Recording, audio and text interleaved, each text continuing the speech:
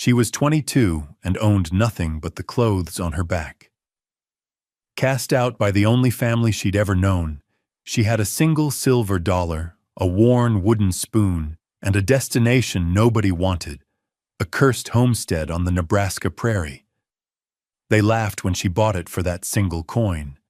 But what no one knew was that the first heavy rain would wash away a secret buried in the earth, a secret worth more than silver that would change her life forever. Settle in and let us know where you're watching from as we tell the story of Nettie Granger. Nettie Granger was not born to the Miller family, but she grew up in the shadow of their farmhouse, a fixture as unremarkable as a fence post. She had arrived at the age of 4, a ward of the county left by parents she could not remember, and the Millers, a family of stern, God-fearing farmers, had taken her in. It was an act of charity they never let her forget. She was not a daughter, she was an obligation, and her keep was earned from the moment she was tall enough to pluck eggs from a nesting box. Her childhood was a blur of chores dictated by the sun and the seasons. She learned to milk before she learned to write her full name, to churn butter, mend clothing, knead dough, and draw water until her arms ached with a man's strength. She slept on a pallet in a storage room that smelled of dried apples and mothballs, and she ate what was left after the family had finished their meal. There was no cruelty in it, not in the way the world thought of cruelty. There were no beatings or deliberate starvations. There was only a vast, unending absence of affection, a quiet, daily reinforcement that she was not one of them. She was simply there, useful, and therefore tolerated. Her only true teacher was a man named Silas, the miller's hired hand, a quiet widower with hands as gnarled as oak roots. He was a man of few words, but he saw the girl who watched everything.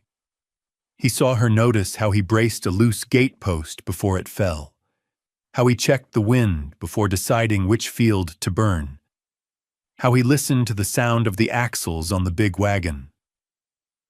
While Mrs. Miller taught her the work of the house, Silas, without formal lessons, taught her the work of the world. He showed her how to read the clouds for rain, how to sharpen a blade on a whetstone, how to splice a rope so it was stronger than before. He taught her that a well-made thing had its own honesty.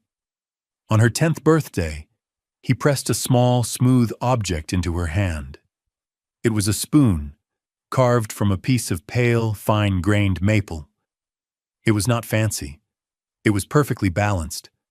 The bowl scooped just so, the handle worn smooth to a soft sheen. "A thing for your own," he'd said, his voice a low rumble. It was the first gift she had ever received that was not a hand-me-down. The first thing that was hers alone.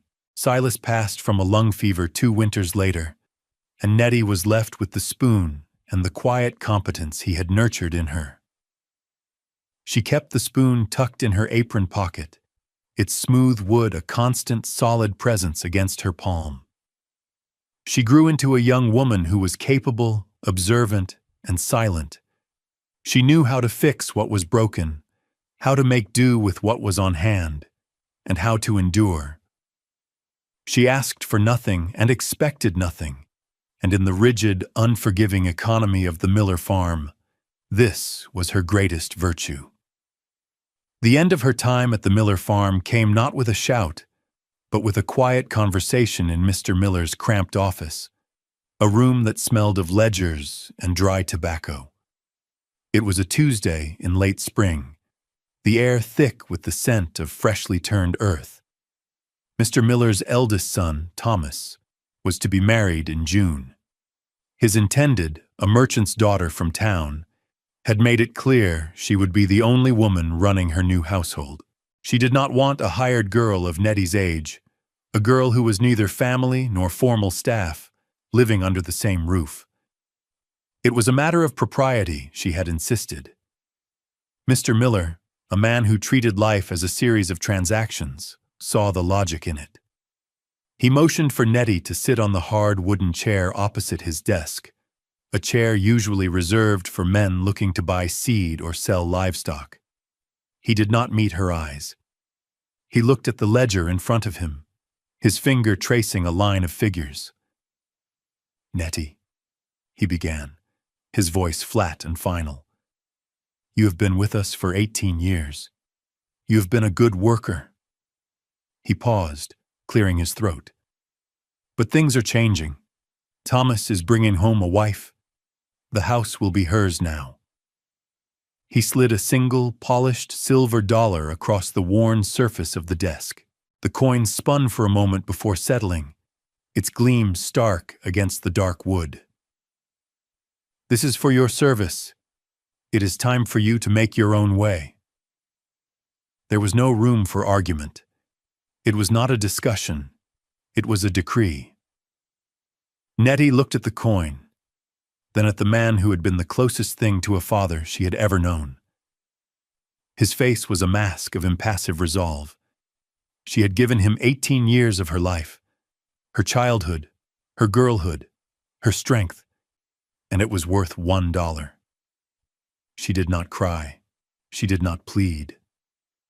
The lessons of Silas and the long, silent years had taught her the futility of begging for what would not be freely given.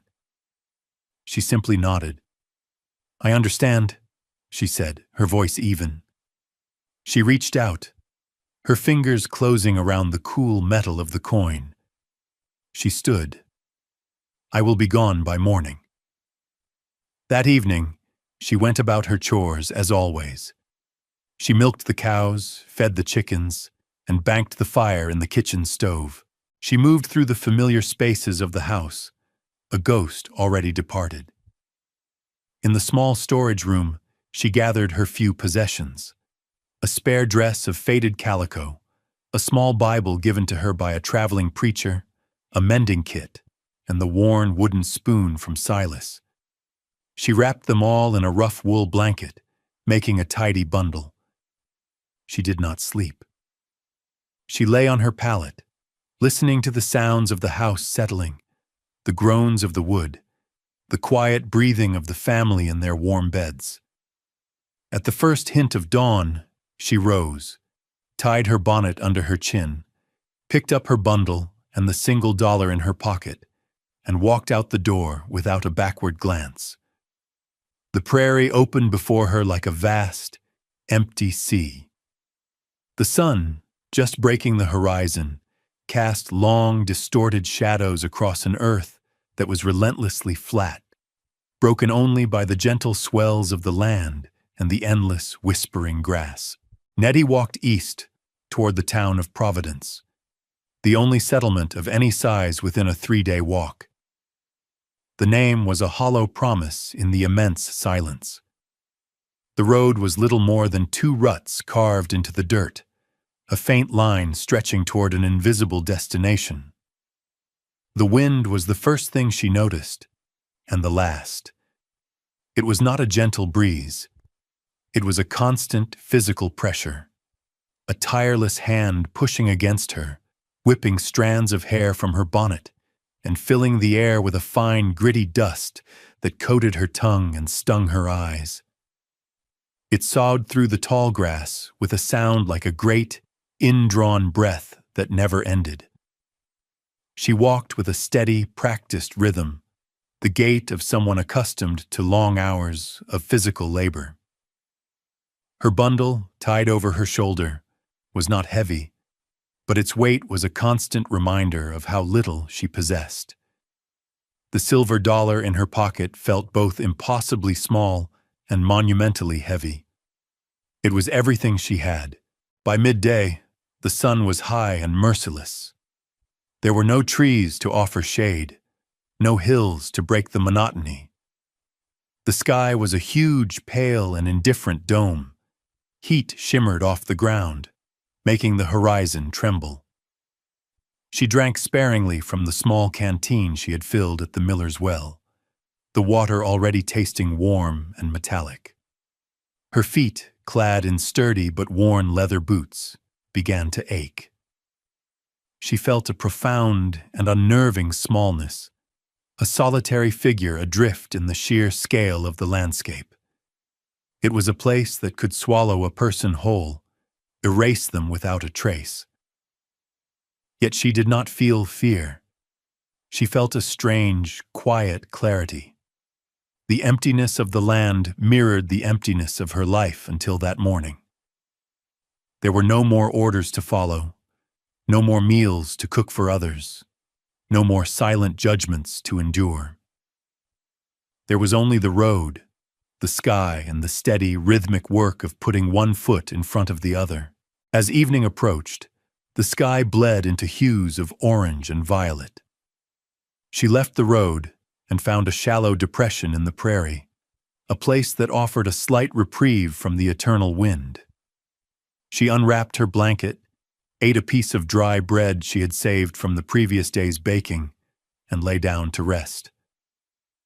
She clutched the wooden spoon in her hand, its familiar shape a comfort in the vast darkness. The stars came out, a brilliant, cold spray across a sky blacker than any she had ever seen. She was alone, utterly and completely, but for the first time in her life, she was also free. The thought did not bring her joy, not yet. It was too new, too raw. It was simply a fact, as solid and real as the hard ground beneath her and the silver dollar that represented the price of her past and the key to her future. She slept, and the wind sang its lonely song over her. She arrived in Providence on the third day, dusty and bone-weary. The town was a small, hopeful cluster of wooden buildings huddled together against the vastness of the prairie. Its main street a wide slash of churned mud and wagon ruts. It was a place of commerce and desperation, filled with farmers in worn denim, merchants with wary eyes, and the ever-present pall of dust kicked up by the wind. Nettie made her way to the United States Land Office, a small, unassuming clapboard building with a painted sign swinging crookedly from one hinge. Inside, the air was stale, thick with the scent of old paper and chewing tobacco. A man with a green eye shade and ink-stained fingers sat behind a high counter, scratching at a ledger with a pen. He glanced up, his expression one of bored indifference. "Help you?" he asked, not bothering to rise. Nettie approached the counter. "I'm looking to file on a piece of land," she said, her voice quiet but firm. The clerk, whose nameplate identified him as Mr. Henderson, looked her up and down. A young woman, alone, with a dusty bundle, and no man beside her. A faint, dismissive smirk touched his lips. "Got the funds? Proving up a claim takes capital, tools, seed, stock." He gestured vaguely with his pen. "It's not for... well, it's hard work." "I know what hard work is," Nettie replied, her gaze steady. "Are there any abandoned claims? Relinquishments?" Henderson's smirk widened into a grin. He leaned back in his chair, clearly enjoying himself. "Funny you should ask. There is one. The old Albright place. Quarter section, 10 miles north of here. Has a soddy on it, a barn of sorts." He paused for dramatic effect. "Most folks won't touch it, say it's cursed." He leaned forward, his voice dropping conspiratorially. "First owner Albright, he and his boy died in a fire. The wife left. Then another family, the Stensons, tried it last year. Lost 2 children to fever inside of a month. They packed up and fled in the middle of the night. Left everything. People say the land itself is sick." Nettie considered this. A cursed place was a cheap place. "What's the filing fee?" she asked. Henderson laughed, a short, sharp bark. "The government fee, $1. He watched her, expecting her to recoil, to leave. Instead, Nettie reached into her pocket and placed her single, heavy silver dollar on the counter. The clerk's laughter died in his throat. He stared at the coin, then back at her face, which was as calm and serious as if she were buying a sack of flour. "You're sure about this, miss?" he asked, a flicker of something, pity perhaps, or disbelief in his eyes. "It's my dollar," she said. He shrugged, the moment of concern passing. It wasn't his problem. He took the dollar, slid a form across the counter, and dipped a pen in the inkwell for her. Nettie carefully signed her name, Antoinette Granger. An hour later, with a signed deed in her pocket and directions scrawled on a piece of scrap paper, she left the town behind and walked north. The homestead, when she finally reached it, was even more desolate than Henderson's description had suggested. The soddy was a low, slumped mound of earth, its roof patched with rotting canvas, and its one window a dark, vacant eye. A fire had blackened the western wall, leaving streaks of soot like old tear tracks. The barn leaned precariously, its timbers silvered and split by the sun and wind. A broken well pump stood sentinel over a dry, stone-lined hole. The only living things were the relentless prairie grass and a few stubborn thistles. It was a place of profound neglect and sorrow. Nettie stood before it, her bundle in her hand, and felt not despair, but a quiet sense of possession. It was broken. It was lonely. It was haunted by failure, but it was hers. The first weeks were a battle for inches. Nettie's life narrowed to a series of urgent physical tasks. Her first priority was shelter. The soddy's interior was damp and smelled of mildew and old smoke. She spent 2 days shoveling out the dirt floor, evicting spiders and a family of mice, and using salvaged planks from a collapsed corral to patch the worst of the holes in the roof. She used her own blanket to cover the empty window frame at night, a thin barrier against the ceaseless wind. The second priority was water. The well was dry, the pump's handle hanging limp and useless. For the first week, she made a 2-mile round trip each morning to a small creek, hauling back 2 buckets of silty water, a task that consumed precious time and energy. Her hands, already calloused, grew tougher, her back and shoulders solidifying with muscle. She was always tired, a deep, bone-weary fatigue that sleep never fully erased. She worked from sunup to sundown, fueled by a grim determination and the last of the bread she'd brought. She found a small patch of wild onions near the creek and ate them raw, their sharp bite a welcome change from the stale taste of her dwindling supplies. The land was hard and unforgiving, but she was harder. Then, in the 3rd week, the sky changed.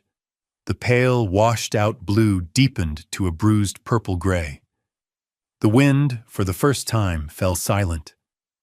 An unnerving stillness settled over the prairie. Nettie, remembering Silas's lessons, secured the canvas on her roof and brought her few belongings to the driest corner of the soddy. The rain began not as a drizzle, but as a sudden, violent onslaught.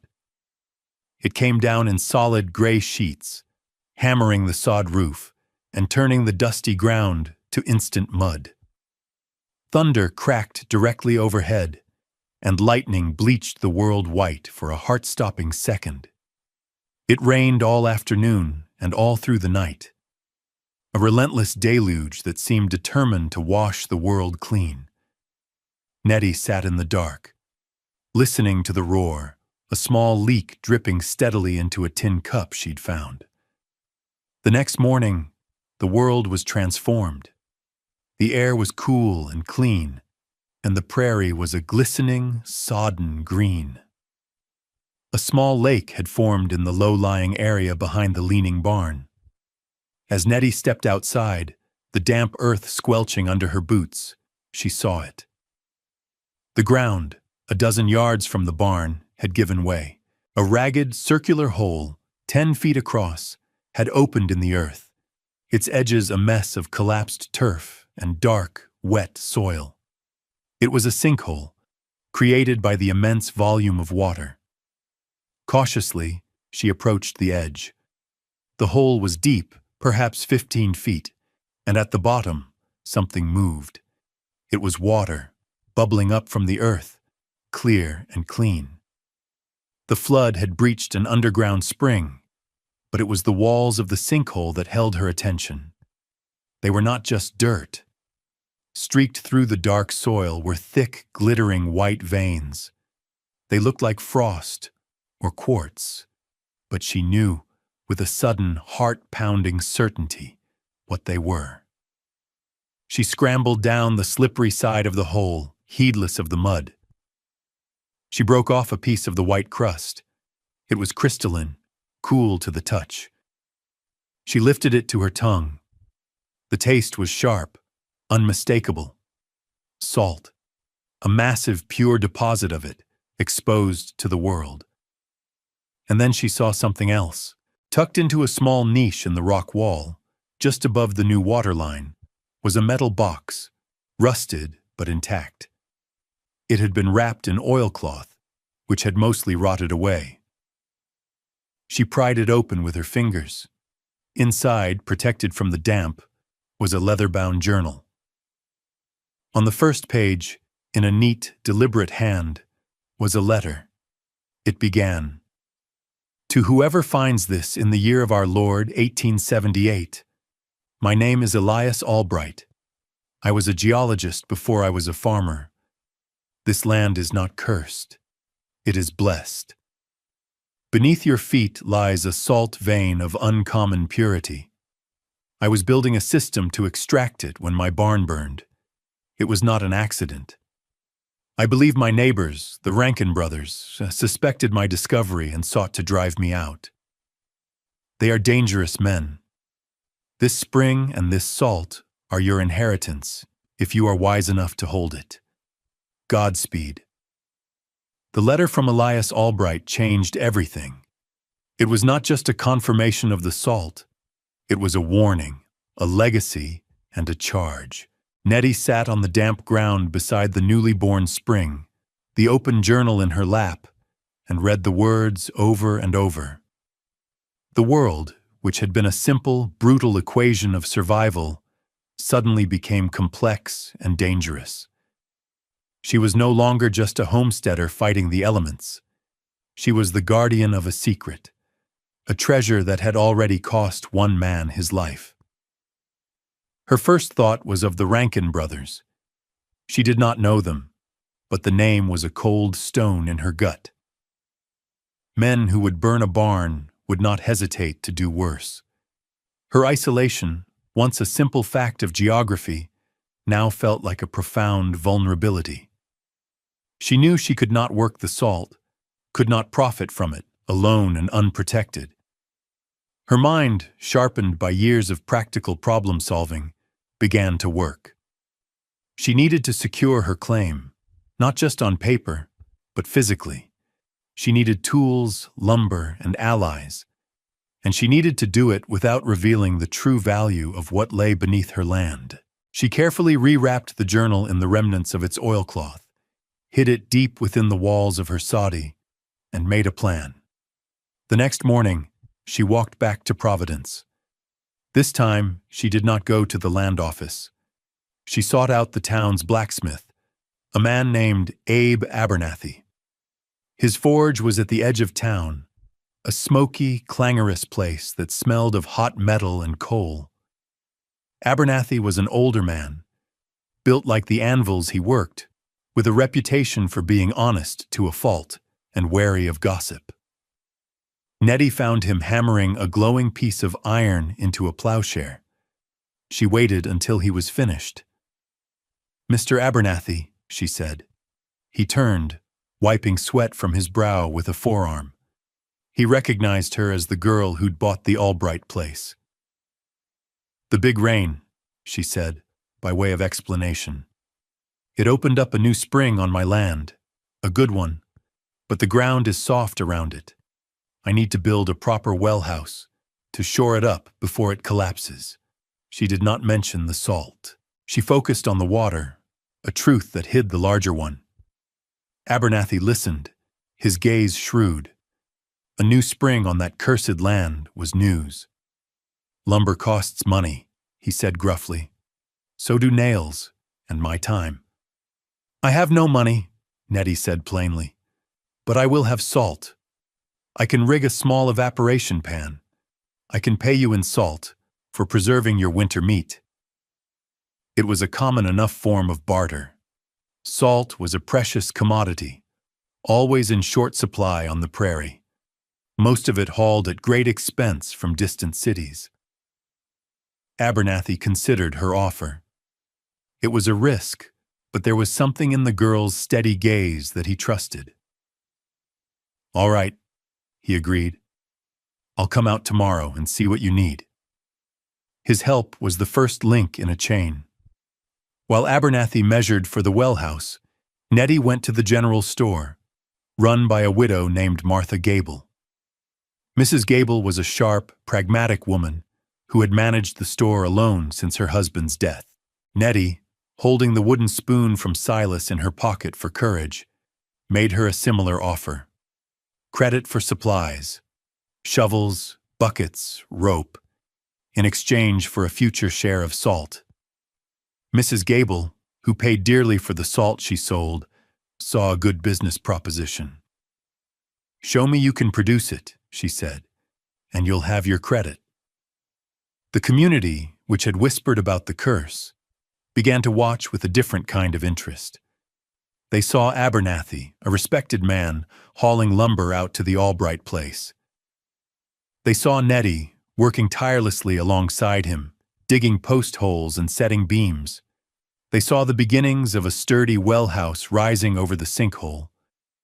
The narrative began to shift. Maybe the land wasn't cursed. Maybe it just needed the right kind of person, someone who wasn't afraid of hard work. Slowly, quietly, Nettie was rebuilding more than a homestead. She was building a reputation. The well house was the first victory. Under Abe Abernathy's guidance, Nettie learned to measure twice and cut once, to drive a nail straight and true, to set a post so it would stand against the prairie wind. The structure rose over the sinkhole, a sturdy little building of rough-sawn pine that enclosed the spring, protecting it from the elements and prying eyes. It had a heavy, lockable door and a winch system Abernathy designed, allowing her to haul buckets of the heavy brine with mechanical ease. Inside, away from the world, the glittering walls of salt were her secret kingdom. With the well house complete, she turned her attention to production. Using the credit from Mrs. Gable, she acquired large, shallow metal pans. She built a long, low furnace of stone and clay, a design she'd read about in a farmer's almanac, with a flue that would draw the heat evenly under the pans. The work was slow and grueling. She hauled bucket after bucket of brine, her shoulders and back screaming in protest. She fed the fire with driftwood collected from the creek and dried buffalo chips gathered from the prairie. Then she waited. The process was a kind of alchemy. As the water steamed away under the relentless Nebraska sun and the gentle heat of her fire, the salt began to appear, crystallizing at the edges of the pans, growing into a thick, white crust. She scraped it out with a wooden paddle, her heart pounding as she saw the sheer volume of it. It was whiter and finer than any salt she had ever seen. She laid it on clean canvas sheets to dry completely, breaking up the larger chunks until it was a mound of brilliant, glittering crystals. Her first harvest yielded nearly 50 pounds. She packed it into clean burlap sacks, stitched them shut herself, and loaded them into a wheelbarrow Abe Abernathy had loaned her. The 10-mile journey back to Providence was an act of triumph. When she walked into Gable's general store and set the sacks on the floor, a hush fell over the few customers inside. Mrs. Gable untied one of the sacks, took a pinch of the salt, and tasted it. Her eyes widened. "This is clean," she said, a note of awe in her voice. "Cleaner than the St. Louis salt." She weighed the sacks. "Your credit is paid, Nettie Granger," she announced, her voice loud enough for everyone to hear. "And I'll buy the rest, at a fair price." Word spread through Providence like a prairie fire. The cursed Albright place was producing salt. Good salt. In a land where preserving meat was the key to surviving the winter, this was revolutionary. Nettie was no longer the strange girl who bought the haunted homestead. She was becoming Nettie Granger, the salt woman. People began to change how they spoke to her. Farmers tipped their hats. The women in town, who had once eyed her with suspicion, now offered a nod of greeting. She became a point of interest, then of respect. She used her first earnings to buy a sturdy mule and a small wagon, ending her days of hauling by hand and foot. She hired a local boy, a lanky teenager named Eli, to help her with the heavy work of hauling brine and bagging salt. He was the son of a farmer whose land was failing, and the wages Nettie paid were a lifeline for his family. The Rankin brothers, a pair of burly, sullen men who ran a freighting business, began to watch her. She saw them on the street in town, their eyes lingering on her wagon, their expressions a mixture of greed and resentment. She remembered Elias Albright's warning and felt a chill, but she also felt the growing, unspoken support of the town. Her success was becoming their success. The salt she produced was making their lives more secure, and they would not let it be taken away easily. Nettie's world, once confined to the four walls of a storage room, expanded to the quarter section of land that was now truly hers. The soddy, once a damp and crumbling shelter, became a home. With her earnings, she bought glass for the window, letting in the vast prairie light. She installed a small, efficient cast-iron stove that filled the single room with a steady, comforting warmth. The dirt floor was covered with smooth, flat stones she hauled from the creek bed, and a colorful rag rug, purchased from Mrs. Gable, added a splash of brightness. The leaning barn was straightened and reinforced, its roof patched, its interior now housing her mule, a milk cow she'd bought, and a small flock of chickens that provided her with fresh eggs. Her life settled into a rhythm dictated not by the demands of others, but by the needs of her own enterprise. Mornings were for tending the animals and the small garden she had planted. Afternoons were for the salt. The work was still hard, but it was satisfying. It was the work of building, of creating value from the earth, with her own two hands. She became a familiar sight in Providence, her wagon loaded with sacks of salt, her mule pulling at a steady pace. She knew people by name now. Mr. Abernathy would call out a greeting from his forge. Mrs. Gable would have a cup of coffee waiting for her at the store. The farmers she sold salt to directly would ask after her well, their respect genuine.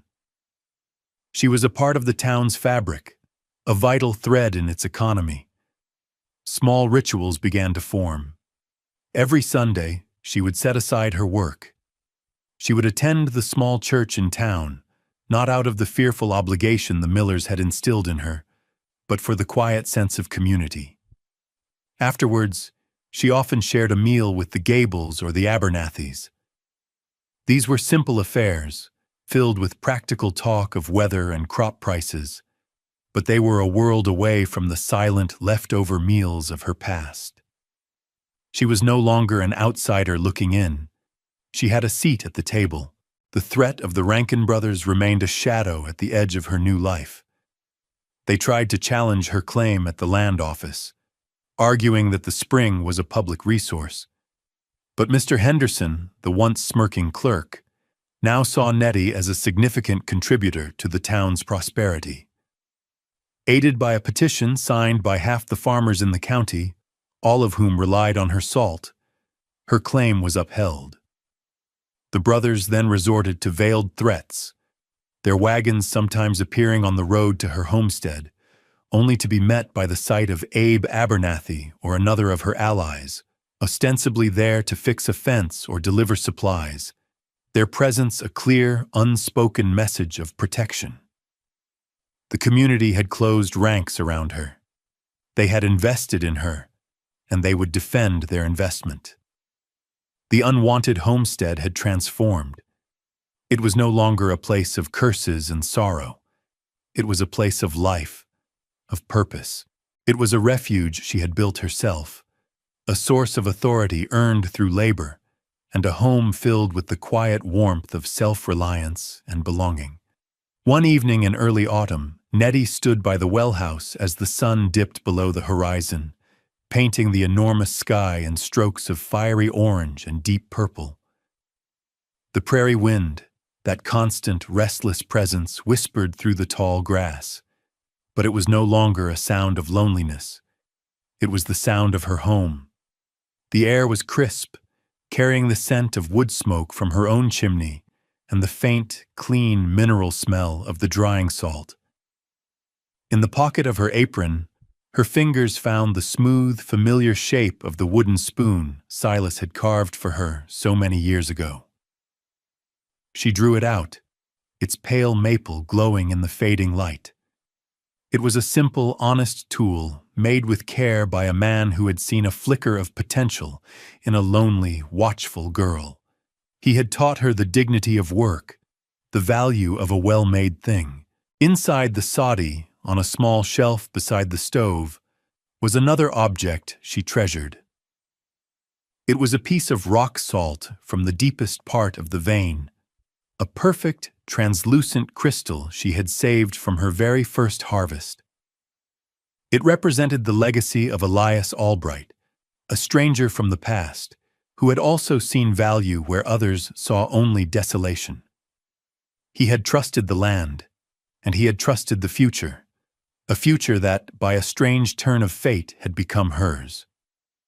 She held the spoon in one hand, its surface worn smooth by her own touch, and thought of the salt crystal inside.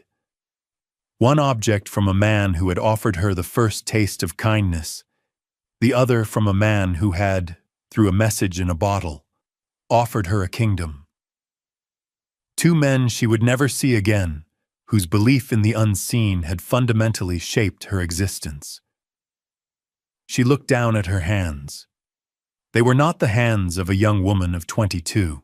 They were chapped, calloused, the nails cut short, the skin ingrained with the honest dirt of her land.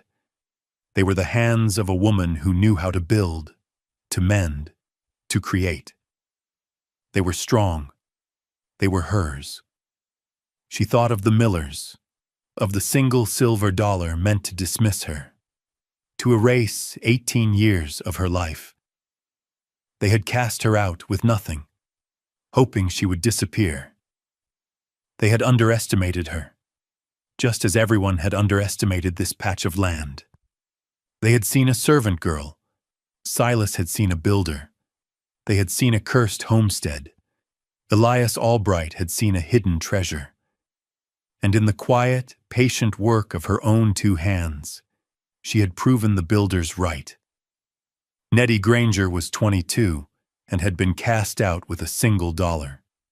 She had spent it on a patch of cursed land on the Nebraska prairie. It was the best dollar she ever spent. It had bought her more than a home.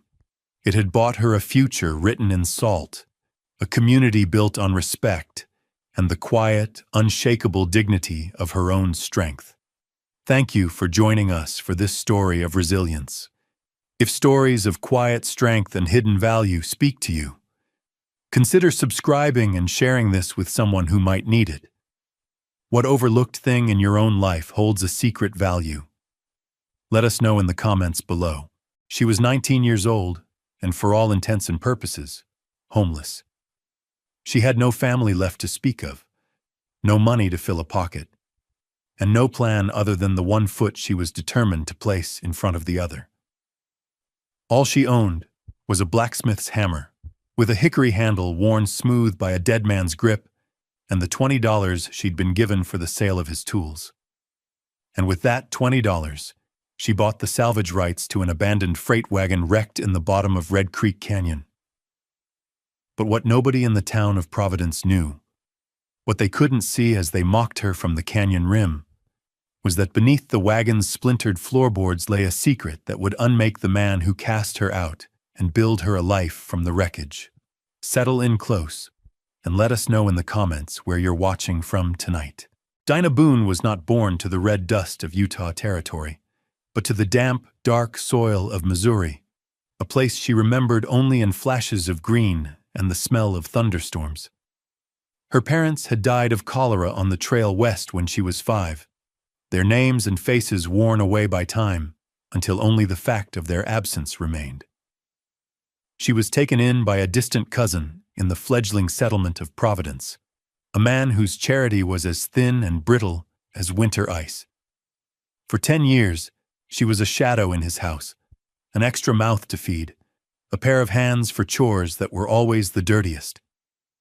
She learned silence and observation, how to make herself small, and how to read the intentions of men in the set of their jaws. Her only solace was Jedediah Croft, the town blacksmith.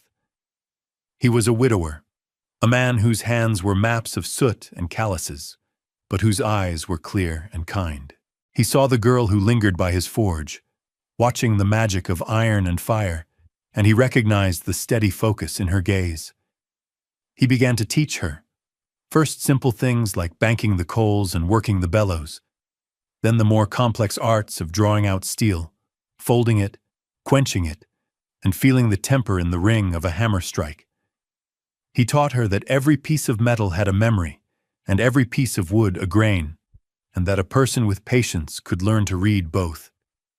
He gave her a small hammer he'd forged himself, its head perfectly balanced, its handle shaped for her hand. It was the first thing anyone had ever made just for her, and she kept it with her always, a solid, tangible piece of affection in a life that had offered little of it. When Jedediah died of a lung fever that winter, the last buffer between Dinah and the cold judgment of Providence was gone. The town was run by Bishop Thorne, a man whose piety was a cloak for his avarice. He saw a young, unattached woman occupying a valuable smithy on a prime piece of land, and he saw an opportunity. Dinah knew, with the certainty of someone who had spent a lifetime reading the quiet cruelties of powerful men, that her time in the shelter of the forge was running out. Jedediah had been her protector, her teacher, her only real family, and his legacy was not just the skill in her hands, but the small hammer she now clutched, its weight a constant, grounding reminder of the one person who had seen her as something more than a burden.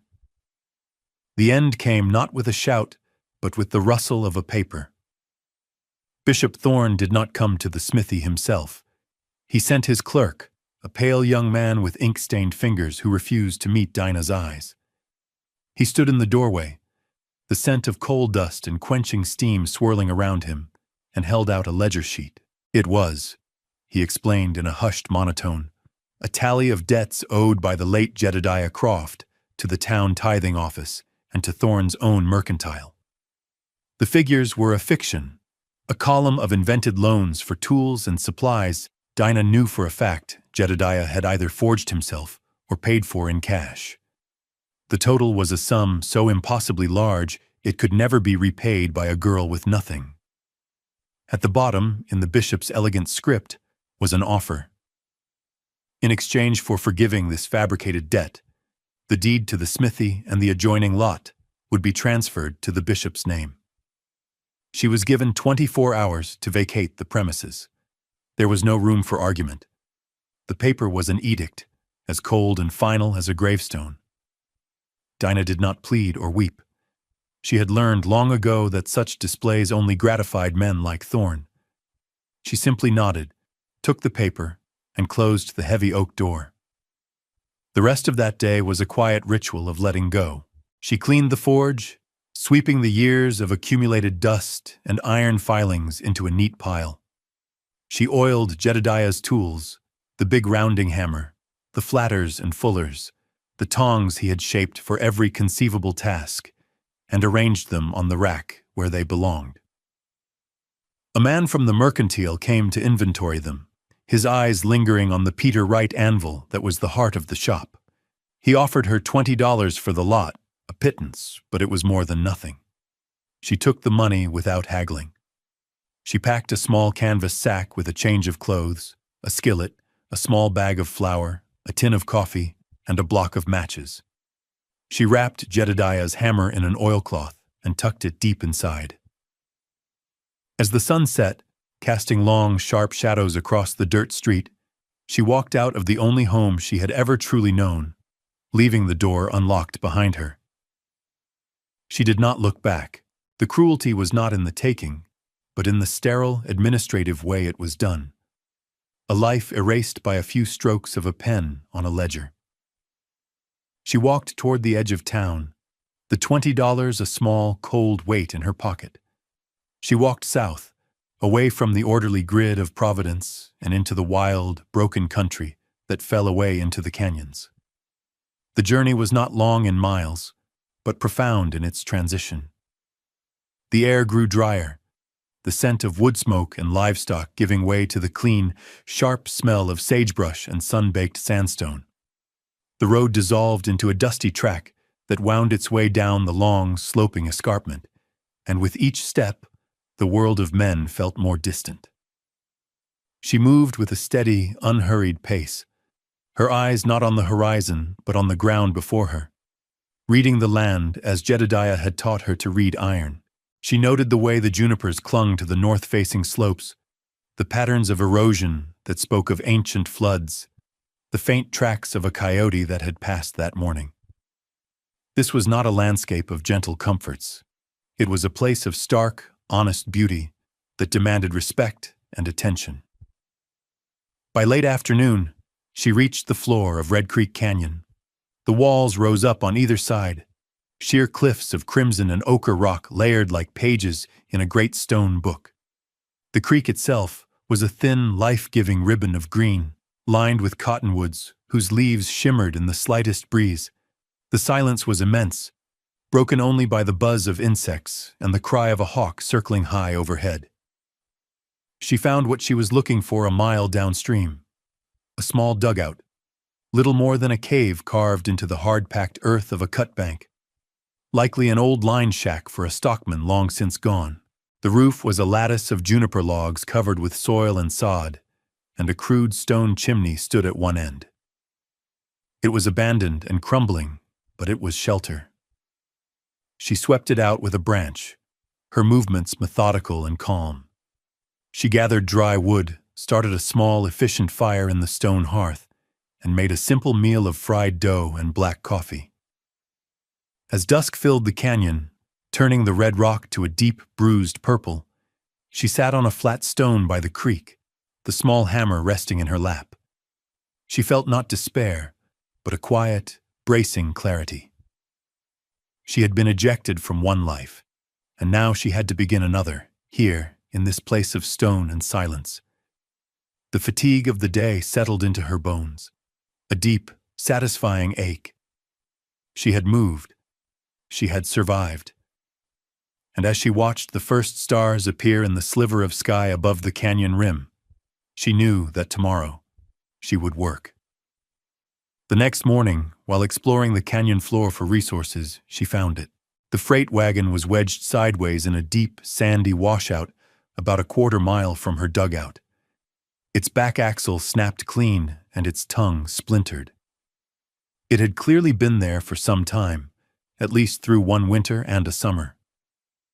The canvas cover was long gone, rotted away to a few tattered strips that fluttered in the breeze. The paint on the sideboards was peeled and bleached by the sun, but she could still make out the faint lettering of a Salt Lake City freight company. It was a wreck, a piece of forgotten junk to anyone else. To the people of Providence, who occasionally rode the trail along the canyon rim, it was a landmark of failure, a reminder of some long-forgotten accident. But Dinah saw something else. She ran her hand over the iron tires, noting they were still sound, pitted with rust but not deeply corroded. She examined the hubs and the remaining spokes, seeing the tight grain of good hickory. The sideboards were oak, weathered but not rotten, and the wagon bed itself, though filled with sand and debris, was made of thick, solid planks. She saw hinges and brackets, bolts and braces, a treasure trove of forged iron that could be heated and reshaped.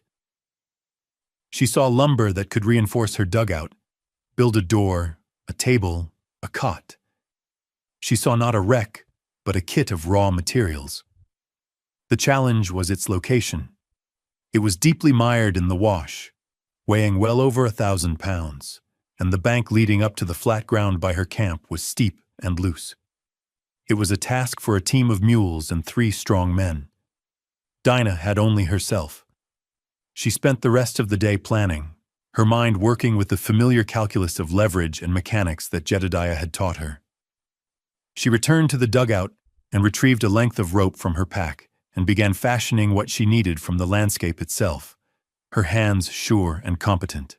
She found a sturdy deadfall cottonwood and, using her belt axe, spent hours shaping it into a thick, functional lever. She scouted the bank for solid anchor points, a deep-rooted juniper, a protrusion of solid rock. The problem was not one of brute strength, but of patience and physics.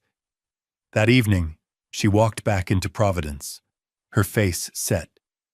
She went to the mercantile and used 10 of her $20 to purchase 2 pulleys and 50 feet of thick hemp rope. The clerk gave her a curious look, but she offered no explanation. She spent her last $10 on a sack of flour, beans, and a side of salt pork. She was investing everything she had in this wreckage. She was all in. Her work began at dawn. Over the next 2 days, the canyon became a theater of quiet, relentless labor, with Dinah as the sole actor and the town of Providence as her unwitting audience. Riders on the rim trail would stop, watch for a while, and sometimes shout down mockingly. "That wagon's been there a year, girl," one man yelled, his laughter echoing off the rock walls. "What do you think you're going to do with it?"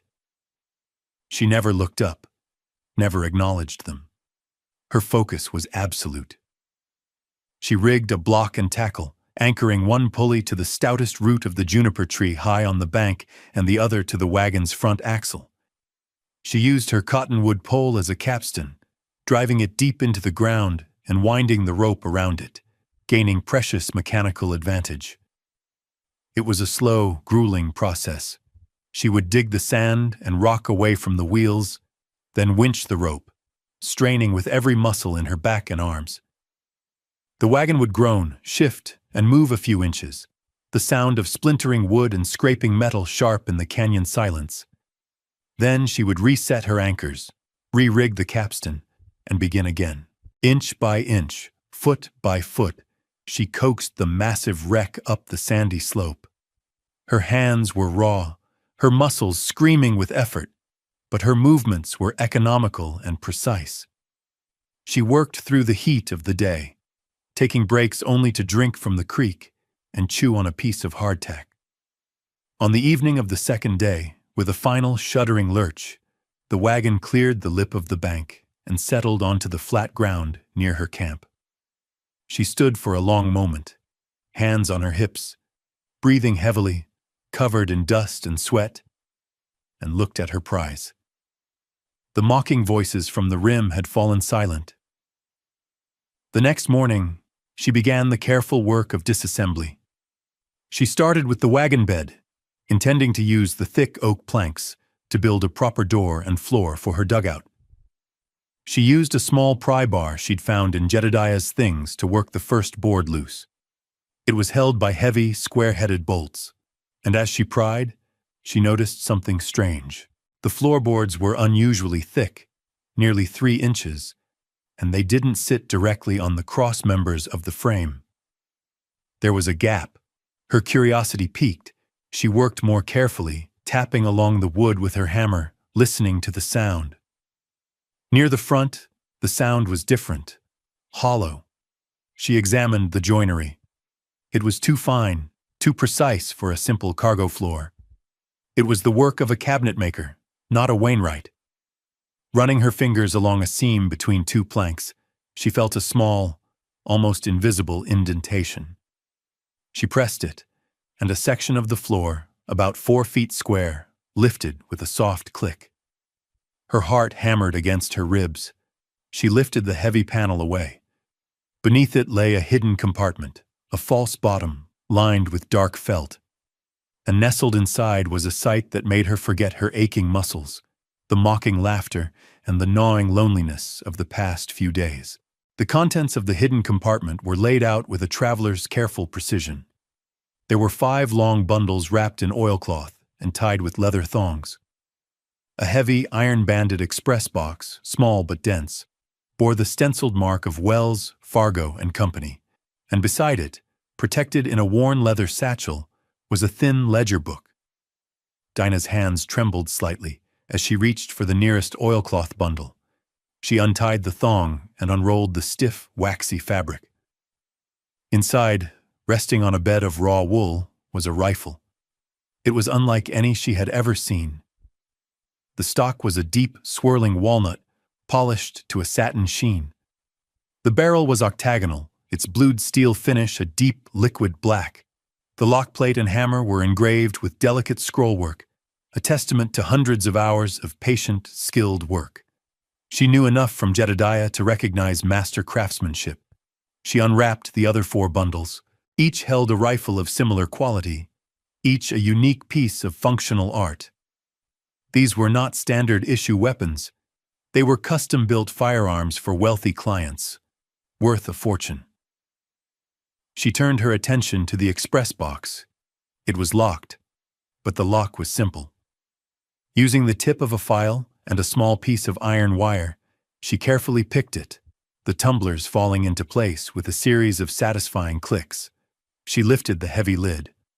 The box was filled to the brim with gold coins. Double eagles, minted in San Francisco, their surfaces gleaming in the morning sun. It was more money than she had ever seen, more money than most people in Providence would see in a lifetime. Finally, she opened the leather satchel.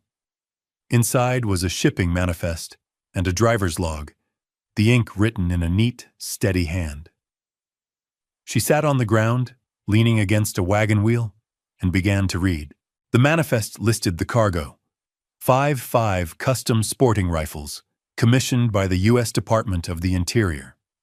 1 Wells Fargo Express box containing $5,000 gold coin, payment for said rifles.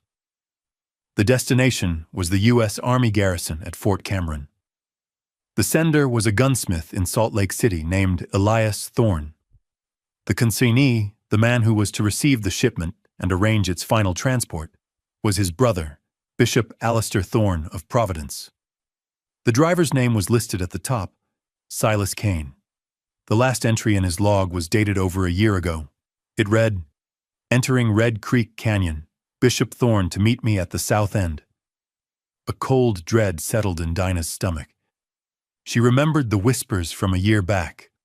Talk of a government shipment gone missing. A driver vanished, presumed robbed and killed by bandits in the canyons.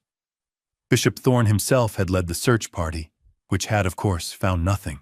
He had publicly mourned the loss, blaming the lawlessness of the territory. But the evidence was here, in her hands. Thorne hadn't been the victim of a robbery. He had been the architect of one. He had staged the whole thing, murdered the driver, Silas Kane, and shoved the wagon into the washout, never imagining anyone would have the strength or the foolishness to drag it out. The discovery shifted everything. The wagon was no longer just salvage, it was a crime scene. The rifles were not just valuable, they were evidence. The gold was not just wealth, it was leverage. Dinah spent the rest of the day in quiet, deliberate action. She rewrapped the rifles and placed them back in the compartment. She closed the express box and slid it into the deepest corner of her dugout, covering it with a pile of firewood. The manifest and logbook she wrapped in oilcloth and tucked inside her shirt, the stiff paper a constant, secret reminder against her skin. Her first priority was to transform her camp from a temporary shelter into a defensible home. The world had suddenly become a more dangerous place. She worked with a focused intensity, using the thick oak planks from the wagon bed. With a saw and brace and bit salvaged from Jedediah's tools, she fashioned a heavy, solid door for the dugout, fitting it into a frame she built from the wagon's sideboards. She forged hinges from an iron tire, heating the metal in her small hearth fire and shaping it on a flat, heavy rock that served as a makeshift anvil. Jedediah's hammer felt like an extension of her own arm, its familiar weight and balance guiding her hands. The rhythmic clang of steel on steel was a comforting, defiant sound in the canyon silence. She used the remaining lumber to build a floor, raising it slightly off the dirt to keep out the damp. She built a simple cot, a small table and shelves. By the end of the week, the crumbling dugout had become a snug, fortified cabin, its entrance barred by a door that could withstand a battering ram. As she worked, she felt a change in the air. The story of her single-handed salvage of the wagon had spread through Providence. The mockery had turned to a grudging, curious respect. One afternoon, a freighter named Abram, a man whose face was a roadmap of desert sun and wind, stopped his team on the rim trail. He didn't say a word, just unhitched a barrel of fresh water from his wagon, lowered it down the bank with a rope, and left it for her. A few days later, a widow named Martha Jessup, a woman who lived on the edge of town and kept to herself, made her way down the trail into the canyon. She carried a steaming pot of rabbit stew. She said very little, just looked at the work Dinah had done, the solid door, the neat stack of firewood, and nodded in approval. "A body needs a decent meal when they're working this hard," was all she said. Dinah thanked her, and the next day, walked into town and used a piece of the wagon's iron to forge a new latch for Martha's broken garden gate, the work clean and strong. These were the first threads of community, woven not with words of friendship, but with quiet acts of practical exchange and mutual respect. Her position began to solidify, not through any declaration, but through the steady application of her craft. People from the outskirts of Providence, those who felt the bishop's influence less keenly, began to seek her out. A farmer with a broken plowshare, a rancher needing new brands forged, a mother with a kettle that had lost its handle. They would leave the broken item by her camp with a small payment of food, a sack of potatoes, a clutch of eggs, a slab of bacon. Dinah would do the work, her repairs strong and honest, and leave the mended item in the same spot for them to collect. Her name was spoken with a new weight. She was no longer the orphan girl, the outcast. She was Dinah Boone, the smith at Red Creek. She was becoming a part of the place, her identity forged as surely as the iron she worked. But the knowledge of what lay hidden in her dugout was a heavy burden. She knew she couldn't keep it secret forever. Bishop Thorne was a powerful man, and if he ever suspected what she had found, her life would be in danger. She needed an ally, someone outside the bishop's sphere of control. Her chance came with the monthly arrival of Elias Vance, the U.S. Marshal for the territory. He was a tall, weary-looking man with a drooping mustache and eyes that had seen too much. He rode into Providence, his jurisdiction covering thousands of square miles of unforgiving country. Dinah waited until he was leaving town, intercepting him on the trail that led past the canyon rim. She stood in the middle of the track, forcing him to rein in his horse.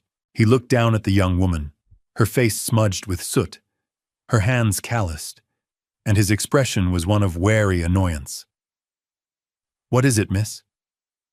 "Marshal," she said, her voice steady. "I have something you need to see." He was skeptical, but something in her direct, unflinching gaze made him dismount. She led him down the steep path to her camp. He took in the scene, the dismantled wagon, the fortified dugout, the small, efficient forge, with a practiced, assessing eye. Inside her small home, she unwrapped one of the rifles and laid it on the table. The marshal's eyes widened. He picked it up, his hands moving over it with an expert's appreciation. "This is Elias Thorne's work," he said, his voice low. "The gunsmith from Salt Lake. There's not another man in the territory who can do this." "There are 4 more like it," Dinah said. Then she laid the manifest and Silas Kane's logbook on the table beside the rifle. The marshal read the document slowly, his brow furrowed in concentration. He remembered the case of the missing shipment. It had been a loose end, a puzzle that had bothered him. Now the pieces were clicking into place. He looked from the papers to Dinah. "Where did you get this?" "From the false bottom of that wagon," she said, gesturing outside. "The one Bishop Thorne said was robbed by bandits." The marshal was silent for a long time, the implications settling heavily in the small room. He looked at the girl before him, young, alone, yet possessed of a formidable will. She had not only uncovered a crime, but had built a life from its leavings. "You've put yourself in a great deal of danger, Miss Boone." "I know," she said simply. "That's why I'm talking to you." The marshal sat in Dinah's small, solid cabin, the rifle across his knees and the manifest in his hand, and he made a decision. He had dealt with men like Bishop Thorne before, men who used faith as a shield and power as a weapon. They were often the hardest to bring down, their roots sunk deep into the community. But the evidence Dinah had uncovered was irrefutable. A signed manifest, a dead driver's last entry, and the physical cargo Thorne claimed had been stolen. It was a clean, straight line to a conviction. "I'll need your testimony," he said, his voice flat and official. "And I'll need these items as evidence." Dinah nodded. "They're safer with you than with me." Marshal Vance made his arrangements quietly. He deputized Abram, the freighter, and 2 other men from outside Providence who owed no loyalty to the bishop. They rode into town not at midday, when the streets were full, but in the gray light of dawn. They went directly to Bishop Thorne's large stone house that stood beside the church. Dinah remained at her camp in the canyon, as the marshal had instructed, but Abram's son had ridden out to tell her what was happening. She stood by her forge, the air cool and still, and watched the smoke rise from the town's chimneys, imagining the scene. The confrontation, she later heard, was quiet. The bishop, roused from his sleep, was full of righteous indignation until the marshal laid the manifest on his polished dining table. Thorne's face went pale. He saw the name of the driver, Silas Kane, and his own brother's signature, and he knew he was undone. He offered no resistance as the marshal placed him under arrest for grand larceny, mail fraud, and suspicion of murder. The news spread through Providence like a grass fire. The bishop's arrest created a power vacuum, and the townspeople, freed from his oppressive influence, began to speak openly of his land grabs, his unfair business practices, and his heavy-handed rule. With Thorne gone, the town seemed to take a collective breath. A few weeks later, Dinah received an official letter from the territorial court. As the finder of the abandoned wagon and its contents, she was legally awarded title to it all. The rifles were returned to her, logged as evidence, but hers to keep. The Wells Fargo box containing the $5,000 in gold was delivered to her by Marshal Vance himself. She was, in an instant, one of the wealthiest individuals in the region. She used the money first to buy the smithy, the deed signed over by a flustered town clerk. She walked back into the place, the scent of cold iron and coal dust welcoming her like an old friend. She spent the next months restoring it, not changing it, but bringing it back to life. Her life, with the resources she had earned. She was no longer an outcast. She was an anchor. People came to her not just for mending, but for advice. Her judgment, like her ironwork, was sound and true. She had a place. She had a name. She had a home. Dinah Boone stood in the wide doorway of the smithy, the early morning light slanting across the hard-packed dirt floor. The air was cool and carried the familiar, comforting smell of the banked coals in the forge, a scent she now associated not with loss, but with purpose. Her hands, clean but forever marked by the soot and calluses of her trade, rested on the worn oak of the doorframe. Inside, the shop was alive.